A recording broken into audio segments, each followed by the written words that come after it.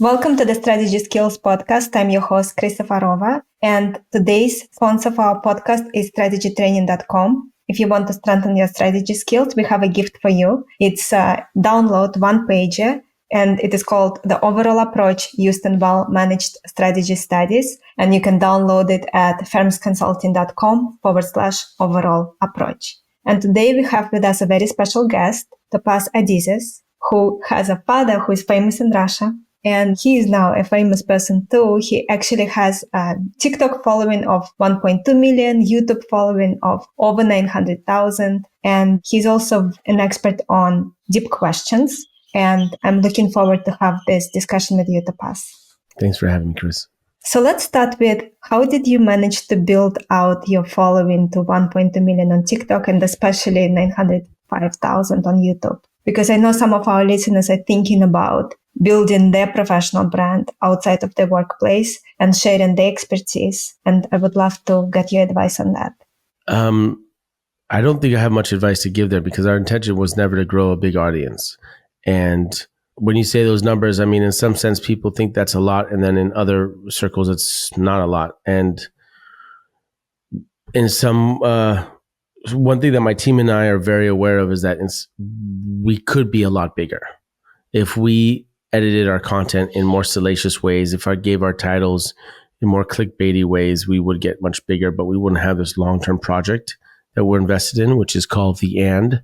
And the And is about the space between. It's about the relationship, because the relationship is not you or I, us or them. It's you and I, us and them. So the And is what illuminates the space between. It's basically the humanity that exists between us. So how do we cultivate that space?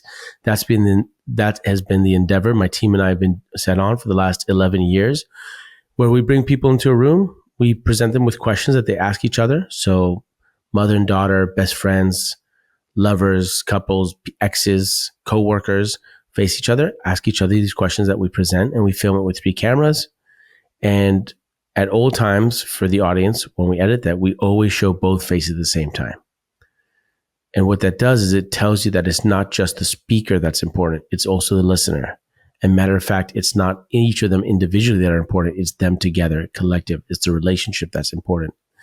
And I think that's put us in a very unique position of being a corner of the internet that's a digital dose of humanity.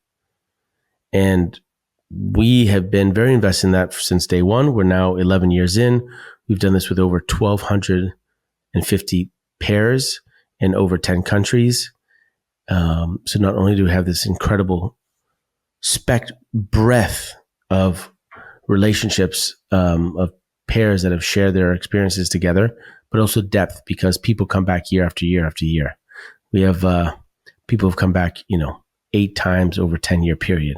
So you can really see how people grow and change in their relationships. And I think it's a powerful tool that we've created. And when you talk about the numbers, I think it's because we found an audience and we're consistently asking ourselves how we can offer value. And sometimes there's an edit where we know we can make it viral, and it can go viral, it could be big, but then the conversation is going to be why this person's a prick. Why is that person so toxic? Why is this person, so rude? And let's just troll and beat up on that person. And yes, it'll get a lot of views, a lot of good engagement. But we ask the question, what's the value in that? Why are we taking these viewers' time to have them basically just spit on someone and instead we ask, where's the value in this conversation? And the value is to deepening other people's lives by watching this conversation. And that's been the measuring stick. That's been the fundamental question we've been asking in our edits. And that's why we've grown at the rate we've grown. I mean, a lot of people might say, you've been around 11 years, you should be much bigger. And so for us, it's nice that we're finding community, but I think it's really about the engagement and the effect that we have on people's lives by virtue of the content that we create. Topaz, and do you remember when you decided to do this project? What made you decide, how that idea came to you? So I was a filmmaker for many years, 20 years. I had short films that went to Sundance. I had short films that went to Cannes. And I remember being after the Cannes Film Festival, right? 2 years back to back at Sundance. And the third year I was at Cannes, which is very wonderful experience for any director. 3 years in a row, you're at the biggest festivals in the world. And nothing happened. I had a script lined up, and I was ready for and I have a lot of friends who are very successful in Hollywood in that system, very successful. And for me, it didn't really happen. And obviously, I was wondering what's going on. I mean, where else do you go than Cannes? It's the biggest film festival in the world. And a few months later, it was July, August, I was in Russia. I was in St. Petersburg. And I uploaded the film onto Vimeo at the time, and I forgot to put a password. And I realized I forgot to put the password because a few days later, Vimeo picked it up as short of the week, and within a week, I had 500,000 views. And so that catalyzed the question, what game am I playing? And I think one thing for the listener to hear and the value of this is it's in the power of questions, which may be a cliche, power of questions, but I really want to elucidate. The questions shape the answer. We all focus so much on the answer, we're not realizing that we may be answering the right question, the right answer to a wrong question. Put all your emphasis on the question, not the answer. That's the learning lesson I want to share. So at this point in my career, I was wondering, how can I be a big film director, blah, blah, blah, blah. And I changed the question and I said, okay, what game am I playing? Am I playing the game of the movies in the theaters? Is that the game? Or am I playing a game of ejecting ideas into the mainstream? That was a more interesting question to me. How do I inject ideas in the mainstream? How do I create conversations in the mainstream? Well, the phone, digital media look what just happened. 500,000 people just saw my video in a week. How much time, money, and energy that take me? It was a totally different experience. It was a different question that I was more interested in answering than the first one about how can I be a film director and make a film in Hollywood, right? Actually, for me, cinema was not that lowbrow. It was actually more of, I always saw cinema as modern day popular culture meditation. People are coming into a theater, they sit down, their breathing pattern is consistent, they're focusing forward, and in some sense, it's popular culture meditation. And there's value to that. But I'm more interested at that time in injecting ideas in the mainstream. And if that's the question, then don't make films, create digital content. And that led to the point of, well, if you're making digital content that's on your phone, don't make it the same as you would for a TV or a movie, because watching a TV or a movie is different than watching something on your phone.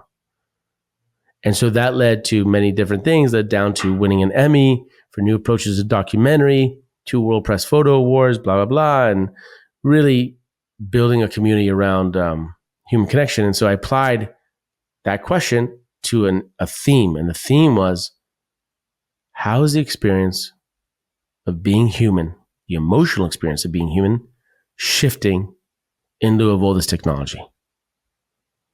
And so that set me off on the journey. And that first video that you uploaded and forgot to put password, was it that format of 2 people on camera and you see both people, or was it something? No. That was a film called Boy that went to Cannes, right? And so then that's what game I want to play, inject ideas to the mainstream. Okay, if it's in digital media formats on your phone, how do you create content for that? And then I had to find a theme, and not find a theme, but I was looking around and I was dating. My brother is 16 years younger than I, dating, and both of us in New York. And I was shocked by how he was dating differently than I. Totally different, because he is 16 years younger. He grew up with technology at his fingertips. He was engaging with the people he was dating totally different via text and messaging and social and dating apps than I was. And I said, wow, we're only 16 years apart, but look at how totally different we're engaging with potential romantic partners. The emotional experience of romance and love is fundamentally shifted. And yet we humans are so good at adapting to change that we think it's always been like that way. Isn't that an interesting question? Let me explore that. And so that's what's led me to create The Skin Deep, which is an experience design studio focused on exploring the experience of being human in lieu of all these technological changes. And the flagship was The And that we launched, which was this format of 2 people facing each other, asking questions that we filmed. And that went on to win the Emmy. And that has been what's really been driving our success online. We now sell, as an e-commerce company, all the questions. So people see these conversations and we say, do you want to have these conversations in your life? You can buy one of or 15 editions for any kind of relationship and ask these questions. And then the book has come out, 12 Questions for Love. And that's basically a distillation of what have I learned from the last 10 years watching over 1,200 people have intimate, cathartic conversations. And if you think about it, it's a really privileged position. How many of us get to really see vulnerable, honest, real conversations of other people? You don't get that to see that in real life. And me and my team do, and it's a privilege and an honor, and we've learned a lot from it. And what we've learned is, how do you hold a space? What does that even mean? And how do you construct powerful questions? That's something that we're very good at, that we know, and we've had that because our data set is over 1,200 conversations deep. So how do you hold the space? And I know it's such a deep question, but maybe we can cover a little bit. Yeah. I think it's a big one. And I think for work, let's just do it. It's just one is intention. What is the intention of this space? You state it. So what is this guy talking about? That sounds very foo-foo. Okay, let's just make it easy. 2 examples. I'm going to give a work example and a romantic example. The romantic example. You're listening to this podcast. Great. You get home and your partner all of a sudden looks at you and says, "Why do you love me?" Now, you're not going to be wondering why you love your partner. You're going to be wondering, why the hell are they asking me this when I just came in through the front door? Where's this coming from? So the space hasn't been created for you to give an answer, nor for them to receive. Flip side, you get home and your partner comes in and says, "I love you so much. I want you to know how much I love you. Chris, you mean the world to me. I have grown so much. Thank you so much. I love you. You're fundamental to my life." You're not actually going to receive that love and that acknowledgement because you're wondering, what the hell just happened that I just got home from my drive at work and my partner is telling me how much they love. What happened? The space hasn't been created. The space hasn't been created for you to receive or for you to give, right? Now, if you get home and your partner says, "Hey, I got a box here of card games. It's a bunch of questions. Let's just pull one out and ask it and talk about it." You pull it out. "Why do you love me?" The space has been created because the intention has been made clear. We're going to play a card game. This is a card game of questions. Talk about a relationship. That's the intention. Let's see where it takes us. Oh, okay. So you've answered the question. And by answering the question, you've created the space, the opening for you to give and to receive, for people to know what is acceptable, what is the permissive actions to take in this conversation. So let's talk about work as an example, right? Okay. How many times do you have a meeting at work and maybe one set of people or one person is very impatient because no decisions are being made?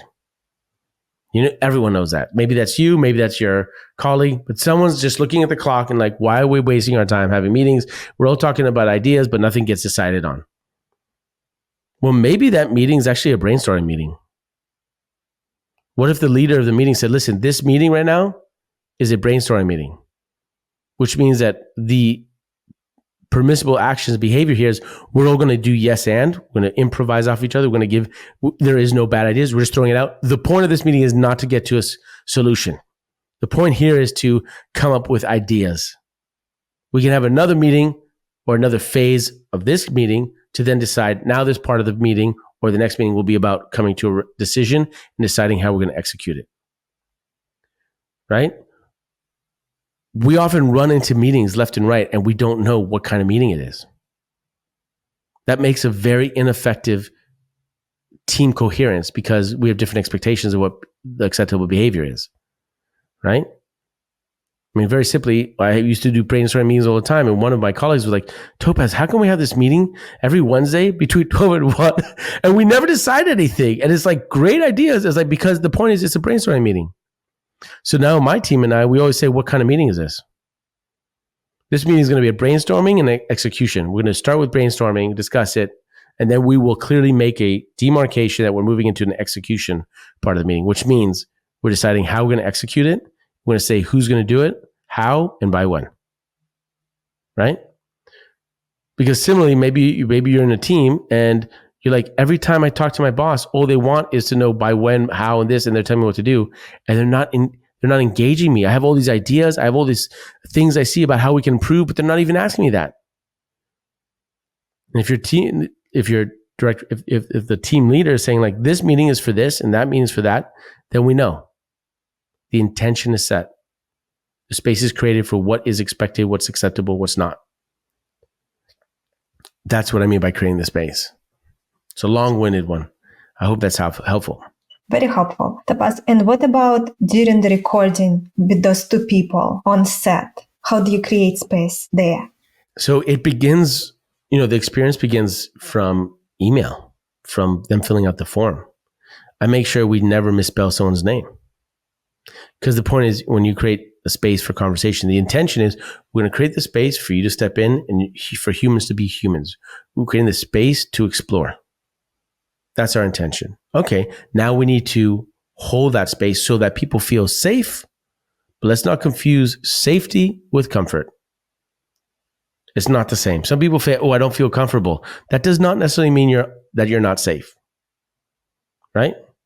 As a matter of fact, sometimes you feel comfortable, maybe you're not safe. So let's not confound safety and comfort. They're two different things. But safety you want to have, and ideally you want safety, and yet you want to have people uncomfortable, because when you're uncomfortable, that means you're growing. You're learning something new. You're testing something out. You're stretching your emotional muscles, your communication muscles, whatever kind of, right? So creating a space where people feel safe, you make sure that they're acknowledged and you're not misspelling their name. Very simple. But all the way to one thing I've learned from doing as a film director before, documentaries and fiction, was I noticed early on that when you're interviewing someone, they are actually reflecting you, the person who is interviewing. The interviewee is a reflection of the interviewer. So a very inexperienced interviewer is going to be there, and the interviewee is sitting there, and they're maybe a little nervous. And if the interviewer says, "Hey, don't be nervous," that's not helping the situation. Instead, you exuberate what you want them to be. So if you want them to be more real and honest, maybe you curse, because then you're breaking the space. Maybe you laugh, make a joke. If you want them to be vulnerable, you be vulnerable. So when people come to do the most important thing for me and the team the crew that we have is just about the way that they be. Are they open? Are they honest? You don't have to act a certain way. You have to be who you are, because if you're going to be who you are, that's already giving permission to the people who are coming in to be who they are. What's beautiful about humans is that we reflect one another. If you notice, we're always reflecting one another. We're always trying to find a space of mutual reflection. How often do you go to a dinner or a meal and you sit down? I don't care if this is someone in your family, this is someone you just met, these are colleagues or not, you're at a conference. What happens? You sit down, everyone looks in the menu, and what's the first question that comes up? What are you going to order? What are you going to order? What are you going to order? Why does it matter what they're going to order? Because we're trying to find some sense of cohesion, some sense of reflection. Oh, you're going to have the steak? Oh, I was thinking about this. Okay. Right? This is a natural thing we do. And I think it's also quite beautiful. I mean, and the thing that's unique about humans is that you get to choose how you're reflecting. You get to choose how you're reflecting. Are you going to reflect through an optimistic lens, a negative lens, cynical lens, suppressed? How are you reflecting others back to themselves? It's a choice you can make. This is powerful. How do you select people so that you have those vulnerable discussions? Well, one thing I tell my directors training when we do the end is you cannot have any expectations. That's part of creating a space, is that you cannot have an agenda. Agenda is where you end up, and intention is where you begin. So if a director is sitting there and wanting everybody to cry, then, I had one director call me, we were doing a production in France. She called me, she said, "Topaz, after day one, it's not really working." I'm like, what's going on? She's like, "Well, they're coming in, they're not really crying." I said, "Well, that doesn't mean it's not working. It means it's not meeting the expectations you have, but it doesn't mean it's not working. People are who people are. And by having that intention of allowing people, then you're open to what is. And we believe there's something to learn from every conversation. And so that's been a driving force in the work that we do, is like, what is there to learn from this conversation? And it doesn't have to be a certain way. And that also just pertains to when you want to have exploratory conversation with a coworker or anyone that you're close to that's important to you. Part of creating that space is the intention, the safety, which means you don't have to answer a question you don't want. For instance, when you play the card games, the rule is you have to ask every question, but you have the right to not answer any questions you don't want. If they come to a production, they don't have to answer any question they don't want. Also, if they, we tell them to create safety, we say, when you guys have the conversation, the most important thing is that you both understand what you're talking about. You do not need to explain yourselves to the cameras. So if a question comes up, what was our worst experience? And you just look at each other and you say, that one time? Oh yeah, that one time. The audience doesn't know what happened that one time. It doesn't matter. They know what happened. In that sense, it gives them safety because they're still connecting, but it gives them safety because they don't have to explain anything. Right? So that's just how we do in the productions. And in terms of the casting, when we started, we would basically take anybody who showed up.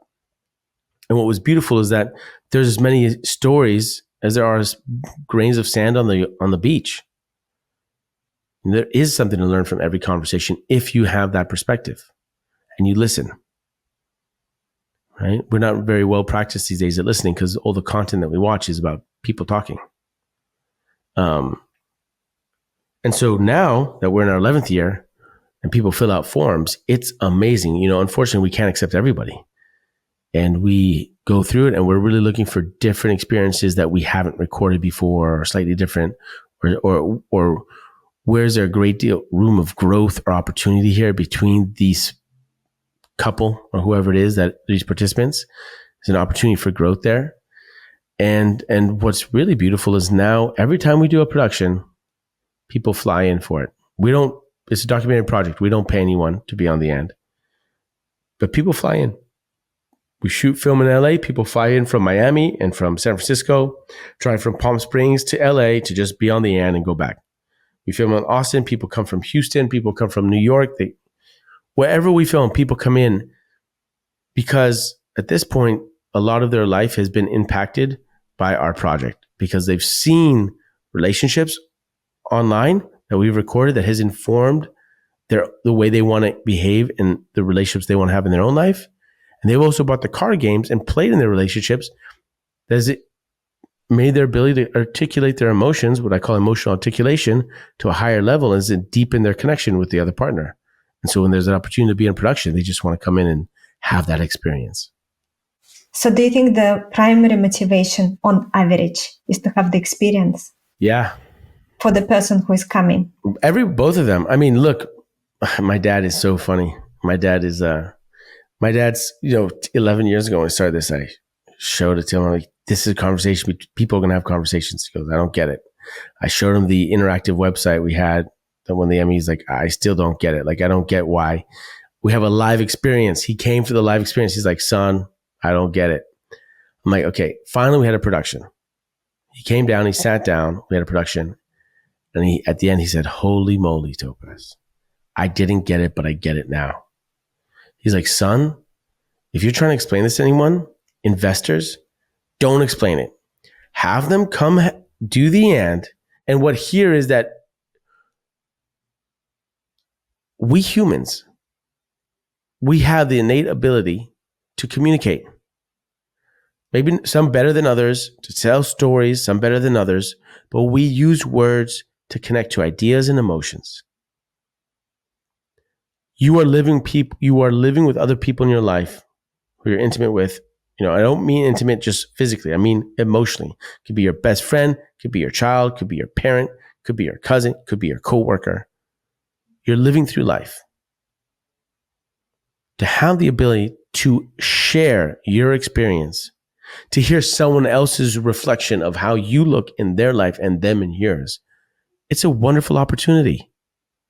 And yes, it might be a little uncomfortable, but if it's done in a safe space, the result, the payoff, why to even do it, is because it deepens your experience of being alive, gives you a greater sense of fulfillment and joy and resilient in your relationships.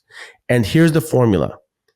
Here's the formula right here. This is Esther Perel, right? Best-selling author and therapist, and definitely a guru in this space. She says, the quality of your life is commensurate to the quality of your relationships, right? The better your relationships, the better the quality of your life. Okay.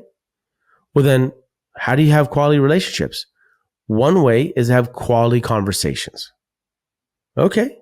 How do you have quality conversations? Create the space and ask well-constructed questions. That's what we're very good at. Create the space with intention, ask well-constructed questions. You'll have a great conversation. Great conversations will deepen your relationship, will make it more resilient, more fulfilling. More quality relationships means a better quality of life, a more amplified sense of what it means to be human and alive. That's the formula. That's the calculation I'm offering. Let's talk about well-constructed questions. How do you guys manage to do it? So in terms of in a relationship or... Let's start with the format you are using for the documentary, and then we can explain how it can be used in the workplace. Well, the workplace and relationships, there's 5 things that we've seen that if you can add these aspects to a question, you will create a better constructed question for a more interesting conversation where you'll learn a lot more. So number 1 in the very beginning is if you begin a question with the word is, are, do, should, or would. If you start any question with those words, I don't care what comes after those words, the answer is a binary question. It's either yes, no, left, right, 1, 2, or 3. Is this the right thing for us to do? Yes, no. Should we launch this product or not? Yes, no. Do you want to, cut our operating expenses? Yes, no. Should we? Would we? Yes, no. Binary. Where does that take you? Where's the learning there? Where's the nuance there? Where's the room for growth? Instead, begin with the questions with what, how, why. How can we limit our operating expenses? Why should we increase our net margin, our revenue costs, or why should we launch a new product? There's no quicker way to end a conversation with asking a binary question. Yes, no, done, next. Okay, that's 1. 2, ask constructive questions. Why are we failing? That could be helpful. Your mind is a faithful dog that chases any stick you throw. And the sticks that you throw are the questions you ask yourself, or the questions you ask your company or your team.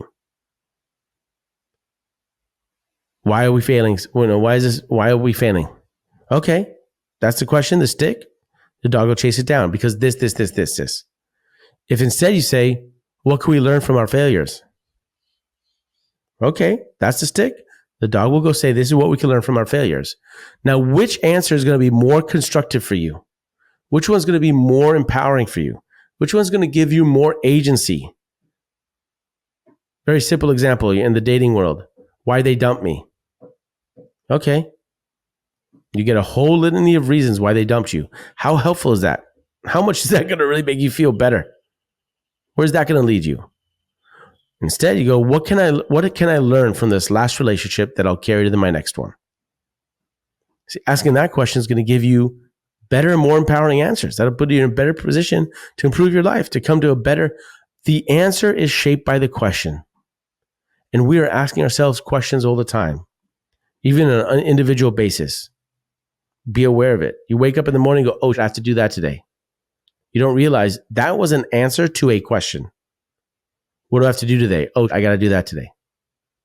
If instead you go, if that's your first thought in the morning, go, wait. I don't want to ask that question. Instead, I want to ask a question. In today's busy day where I have a lot of conflict or challenges, what am I going to appreciate most? Where's the room for growth in today's challenging day? That is going to be a question that's going to give you a more empowering answer. Pay attention to the questions you ask yourself. Pay attention to the questions you ask your team. So 1 is don't ask binary questions. 2, ask constructive questions. 3, Don't ask questions that have an agenda to them. Offer your questions as gifts, which means they're rooted in curiosity, right? Sometimes lawyers say, don't ask a question that you don't already know the answer to.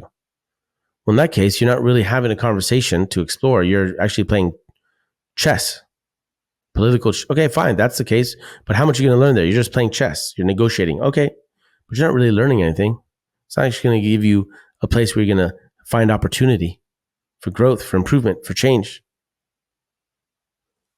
So ask questions as a gift, not as an agenda, not as an intention to get to a certain result. Fourth one is, this is people often miss, but ask questions that are connective, that acknowledge the people you're in conversation with. What do I mean? Chris, if I ask you, what scares you the most? And later tonight, you're at a restaurant and the waiter says, Chris, what scares you the most? And your mom calls you on the phone and says, Chris, what scares you the most? That question is not acknowledging the people who are asking it, the people you're in conversation with. Snakes scare me the most.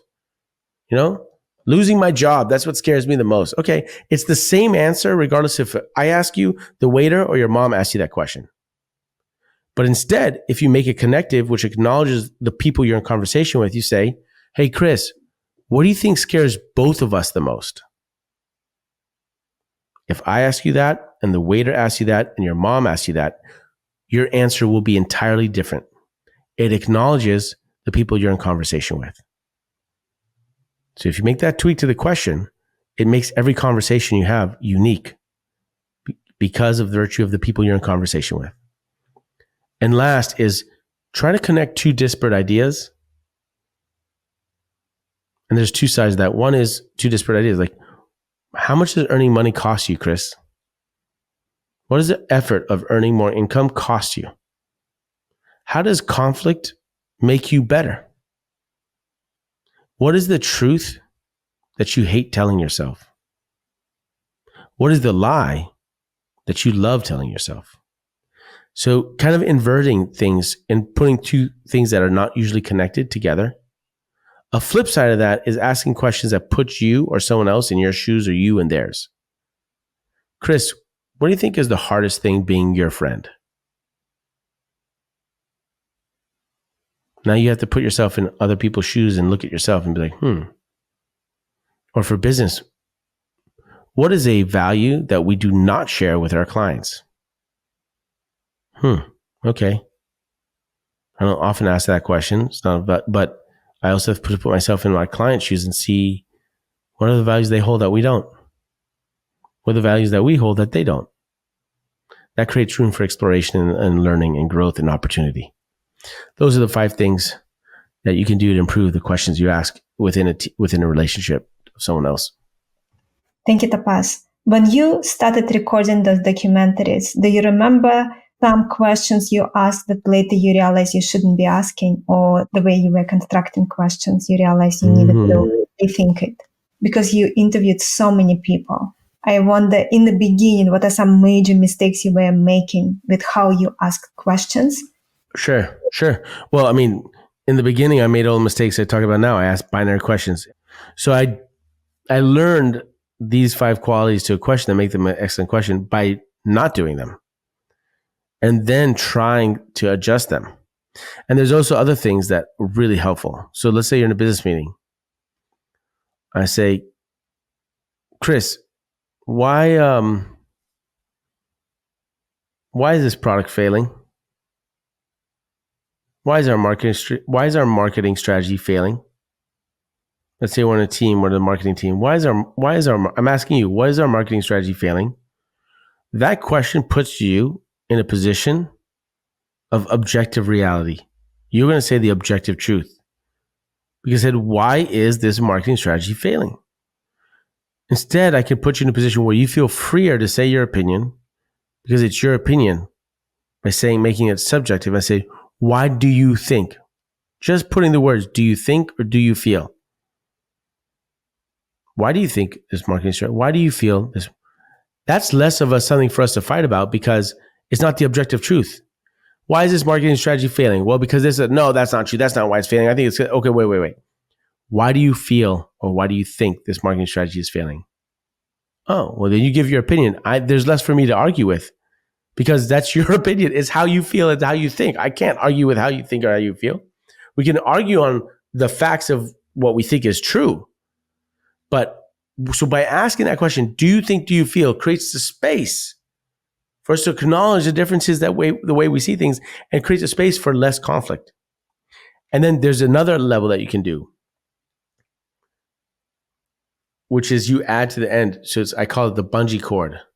It's like you give someone a question that goes deep and gives them an opportunity to say something that might be a little hurtful or, uncomfortable, but you give them the bungee cord out so that they can kind of meter it.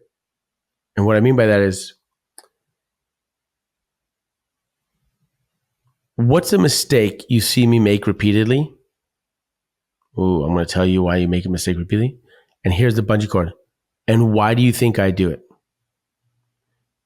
And why do you think I do it? That puts you in my shoes. And that's how you can actually start creating an empathy. It's like, okay, Topaz, I think a mistake you make is you do this and this and that, da. But I think you do that because, you were raised in this culture or because you're scared of failing in the KPIs or whatever it is.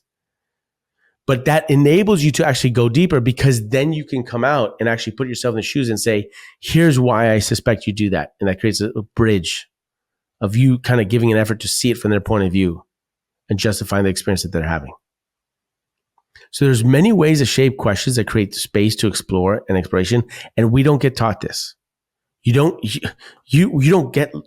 teaches you how to ask quality questions, and how to create conversations that are cathartic and exploratory. You basically learn the way to converse through your friend group, first of all, from your family. You get it modeled in your family, your friend group, and then the culture of the company you work at. But how do we create that space? How do we bring more conscientiousness to create the space and well-constructed questions? Because if you do that, you can find the magical opportunities that exist for your business, for your life, for your relationship. You earlier mentioned some, so to say, rules that make people feel that they are safe. So, for example, they don't need to answer questions if they don't want to, certain questions. Are there other specific rules, boundaries? I know you mentioned it in the book that you want to share with our listeners right now that they need to keep in mind. What kind of rules and boundaries they should consider for the conversations to be deep and impactful? I think what's helpful is for whoever's in the space, for them to mutually create the rules, especially in the workspace. All right, team, this is our rules of our team. What are the rules of our team? Nobody shows up late. If they do, this is what happens. We don't yell at each other. We don't cut each other off. If it gets too, heated, we start going around in a circle with a talking stick, something like that. It's just, what are the ground rules? If there's no, think about when you were a kid. You're on the playground, and the first thing you do when you play a game is like, what are the rules? Let's all make sure we know what the boundaries are. Then we explore within that. If someone keeps breaking the rules, do you want to play with them anymore? So let's articulate what the rules are. You can shape that yourself in the conversation. What's really helpful oftentimes, if we're going to have a certain conversation, one rule that's usually helpful, it should be articulated if you want to create the space, is put the phone away. And don't put the phone on the table where nobody's looking at the phone. Or it's okay to look for the phone for the first 5 minutes or the 10 minutes. Or you know what? All of us can look at the phone. Fine. We're all accepting that's the rule. Okay. But it's good to have not limits, but boundaries. Because in boundaries, we feel safe. And when we feel safe, we can become uncomfortable in a safe way. If you do not feel safe, that's a fundamental challenge, because then you should not, if you don't feel safe, you should not have these vulnerable conversations, right? So then the question is, am I unsafe or am I just uncomfortable? Do I trust this person or do I not trust this person? In certain relationships, you could say, if I don't trust them, I'm not going to have a conversation. In the workplace, it's a little different, isn't it? Because maybe you don't trust them, but my gosh, we got to launch this product. We have to accomplish this task. Then we're on the same level. Or this is even my boss. Can't fire my boss. Can't fire my colleague. How do we make that work? How do you define deep listening? You mentioned it in the book. Yeah, so that's come up because of when you watch so many conversations, and I start noticing when people are listening with their entire being. And what I mean by their entire being really is they're using their body. They're listening with their body. And oftentimes, a lot of the time, we're all listening to respond. Right? We're listening to then respond so that we can get what we want. We can win the argument. We can sound smart. We can make them like us. But you're listening so that you can respond. And what I'm suggesting is don't. Not when you want to have an exploratory conversation, a deepening of your relationship, a cathartic conversation. To find that opportunity is like listen with your body by breathing in and listen with your body. I call it feeling to listen. Right? That's what I suggest. And I saw that the first time really we have a pair that's come on about 8 or 9 times. There are a couple named Sidra and Ben. And I saw that in watching how they communicate with each other. They're always taking each other in. They don't start responding until they have eye contact with the other person. And when someone says something that's heavy or kind or anything, they don't rush to an answer. They actually let it hit them and sit in them, and they breathe in it and they feel the emotion, and then they share. And that I find to be an opportunity of a way to have a conversation that is not scripted by cultural mantras or societal programming. You actually listen to your body and seeing how that feels and seeing where that leads to. That's what we call deep listening. I love it. I think I practice it a lot. Yeah? Just recently I was interviewing someone and he was asking me, can you tell me the first question? Do you have it prepared? What is it? And I said, no, generally I introduce the guest and then it comes naturally. Uh-huh. It was the right first place for us to start from, and then we build from there. Beautiful. What are some other things you want to share that you wanted me to ask you and I didn't? Nothing. But I hope this is of value to any listener, and that's really why I'm here. Then I will ask you a question outside of our today's discussion. 2 quick questions to wrap up. First one is, do you have specific practices, so to say success habits, that you rely on that really help you create art that you create and live a successful, fulfilled life?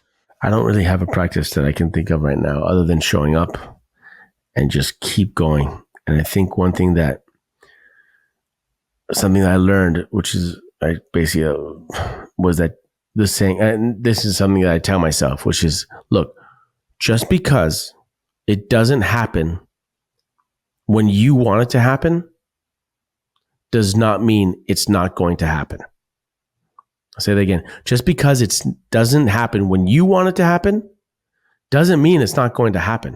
It's just not going to happen on your timeline. Life doesn't go on your timeline. It goes on its timeline. But if you do the work and you're consistent and you focus on what you're practicing, and you practice it and you show up consistently with micro changes every day, it'll show up on its timeline, not yours. So don't get discouraged.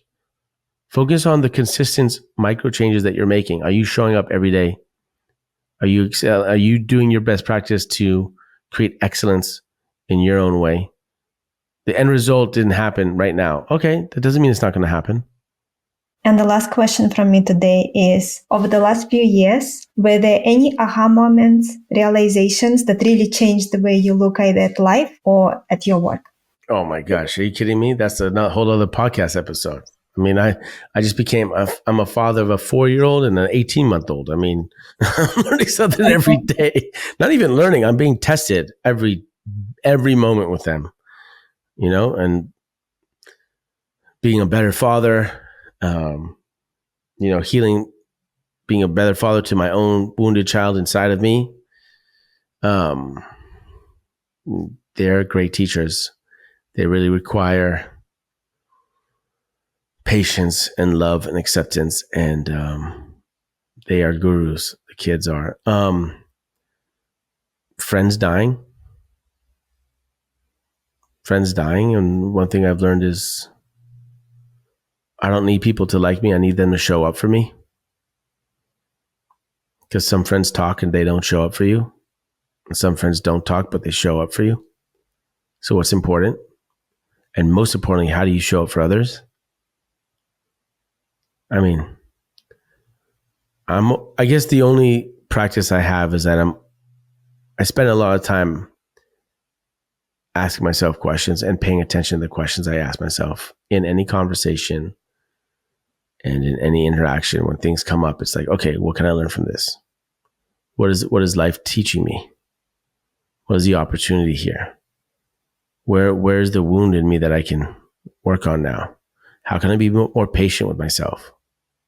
Thank you, Topaz. Where can our viewers, listeners learn more about you, buy your book, anything you want to share? Great.